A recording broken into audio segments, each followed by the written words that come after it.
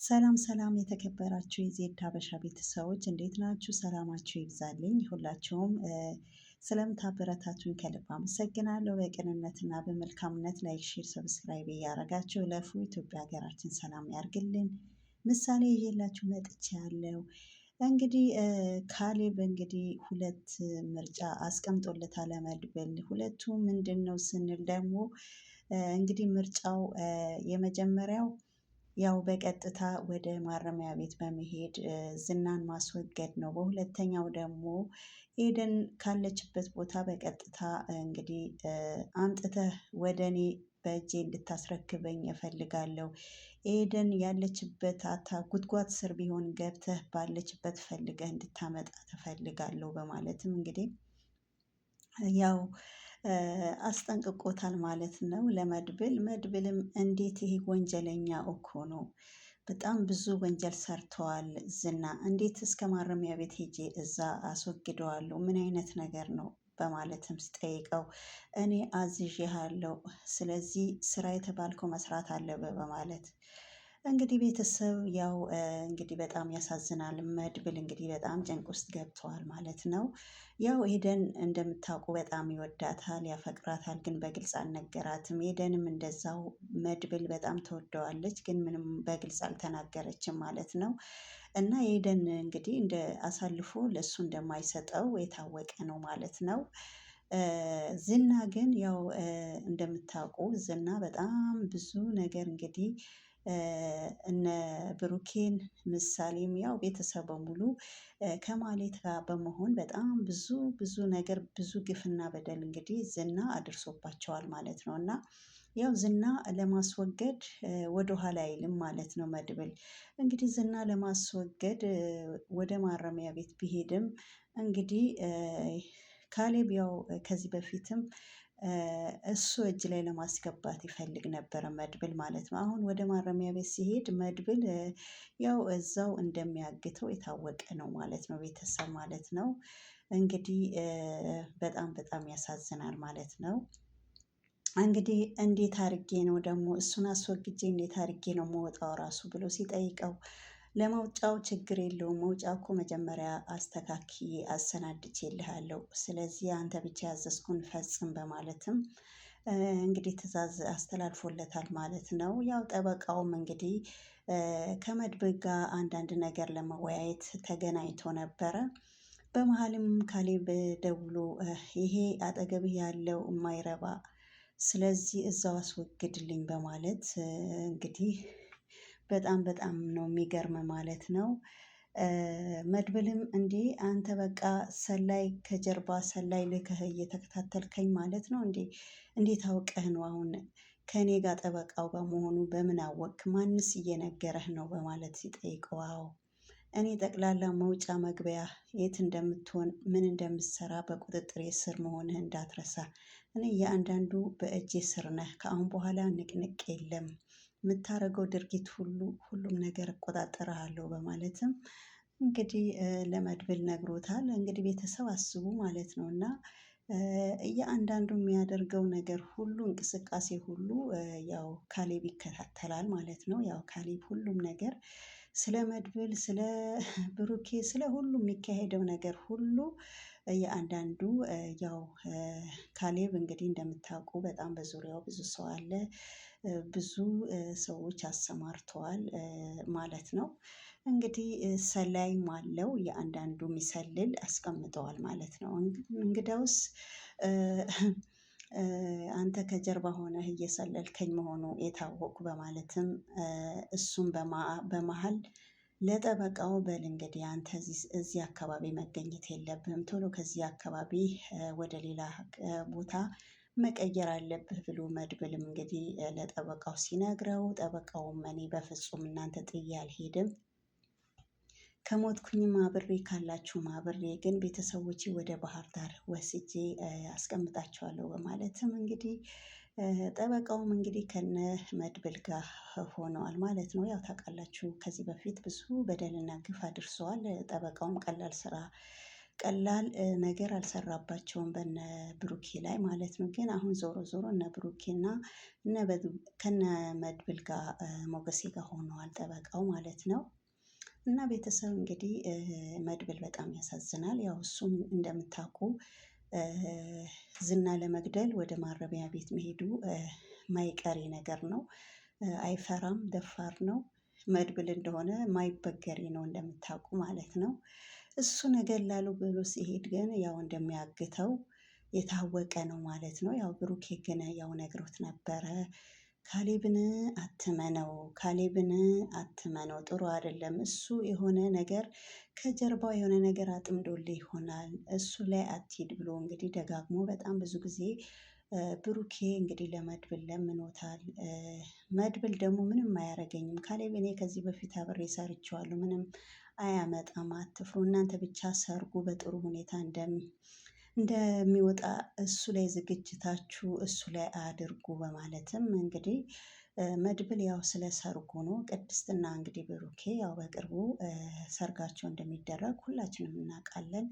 እና መድብል የሚያስብ ስለ ሰርጉ ነው ማለት ነው። ብሩኬ ደግሞ ያው ደስ አላለውም ካሌብ የሆነ ነገር ከጀርባ እያሴረ መሆኑ ያው ብሩኬና እንግዲህ ሞገሴ ከሱ ጋር ትገናኝ ብሎ በጣም ብዙ ጊዜ እንግዲህ ተከራክሮታል። አስፈላጊ አይደለም ብሎም ነግሮታል። ግን መድብል ምንም ሊቀበላቸው አልቻለም ማለት ነው። ብቻ ሰርጉ ይውጣ እንጂ ችግር የለውም ለእኔ አታስቡ በማለት ነው እንግዲህ ደጋግሞ የሚመልስላቸው ማለት ነው።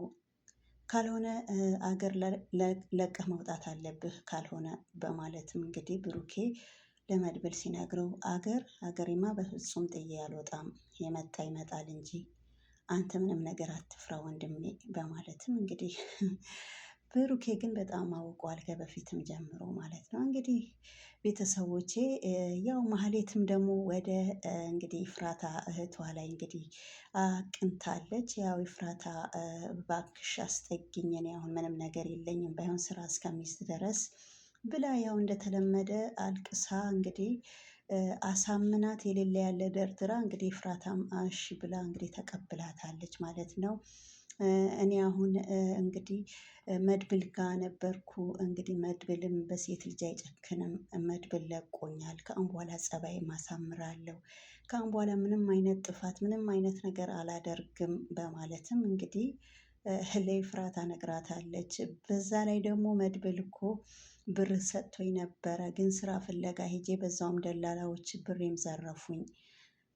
አሁን እኔ መግቢያም መቀመጫም የለኝም እና ወደ እናንተ መጥቻለሁ። ባይሆን ስራ እስከማገኝና እስከምገባ እናንተ ላይ ልጠጋ በማለት እንግዲህ ኤፍራታ ለምናታለች ማለት ነው። ችግር የለውም ስራ እስከምታገኝ የራስሽ እስከምትቺ እኔ ጋር ትሆኛለሽ፣ ግን ጸባይሽን አሳምሪ። ባይሆን ሰዎች ላይ ክፉ ነገር አታስቢ። ክፉ ነገር ጥሩ አይደለም። ራስ ላይ ነው፣ ራስሽ ነሽ። አሁን አንቺ የሰራሽው ክፉ ነገር ራስሽ ላይ አይተሸዋል።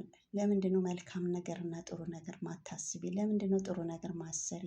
ይሄው ክፋት ሰራሽ ምን ጠቀመሽ? ጎዳሽ እንጂ በማለትም ያው እህታዊ ምክሯ ኤፍራታ መክራታለች ማለት ነው። አይ እኔ ከአሁን በኋላ ተሻሽያለሁ፣ ከአሁን በኋላ ምንም አይነት ጥፋት አላጠፋም ኤፍራታዬ፣ ያው ስራን ፈልጌ እገባለሁ፣ ግን ስራ እስከማገኝ ድረስ አስቀምጭኝ፣ ከአንቺ ጋር ልቀመጥ፣ አስጠጉኝ፣ አውጥታችሁም እንዳትጥሉኝ በማለት እንግዲህ ተማጸነቻት እህቷ ማለት ነው።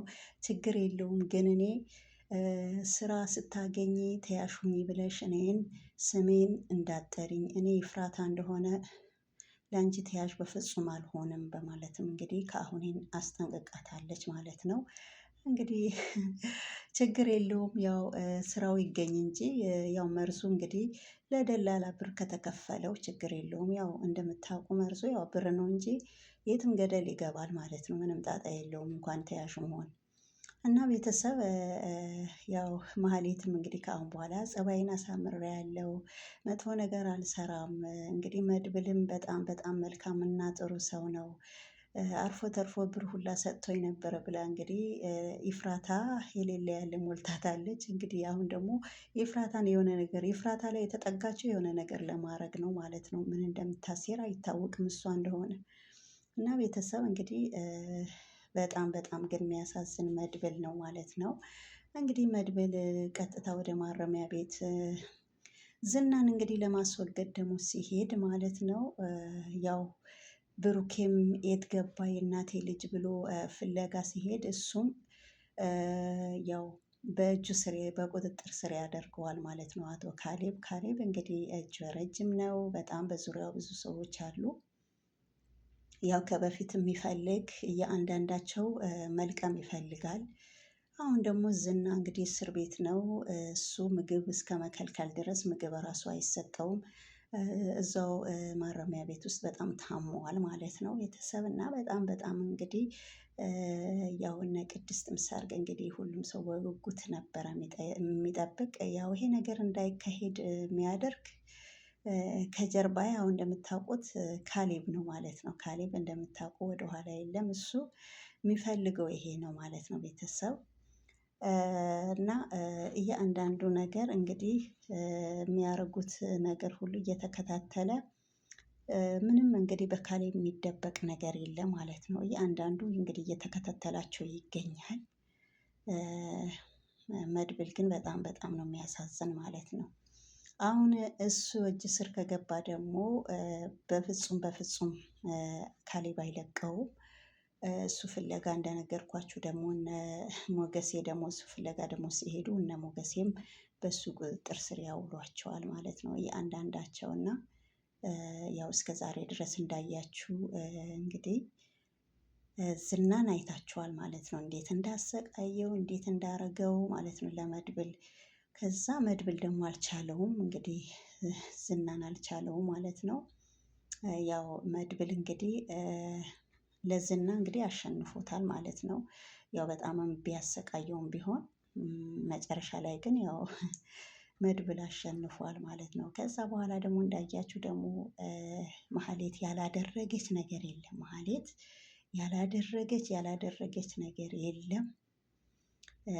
ግን እንደዛም አድርጋ ከአንድም ሁለት ሶስት ጊዜ ጎዳና እንደዛ ስትወድቅ ቤታቸው ድረስ ይዞ በመሄድ ያው እንግዲህ እነ ብሩኬ ቤት እዛ ነበረ አስጠግቷት የምትኖር ማለት ነው። እዛም ደግሞ ቅድስቴን አለይሽ ብላ ከቅድስቴ ጋር እንደዛ ተንኮል በቃ የሌለ ነገር ስትሰራ ደግሞ ከዛም ደግሞ አውጥቶ ጣሏት ማለት ነው። እና በጣም በጣም እንግዲህ በዛ ላይ ደግሞ ኤደን ራሱ ያው ኤደን ራሱ እነ ብሩኬ ቤት ያስገባቻት መሀሌት ናት እንድትሰልል ያው የአንዳንዱ የሚደረግ ነገር ሁሉ ለእሷ እንድታቀብላት ነበረ። ኤደን ግን እነ ብሩኬና እነ መድብል እነ ቅድስት ያው በጣም መልካም እና ጥሩ ሰዎች ሲሆኑ ወደ እነሱ ተቀይራ ኤደን እንግዲህ እስካሁን ድረስ ከእነሱ ቤት እየሰራች ትገኛለች።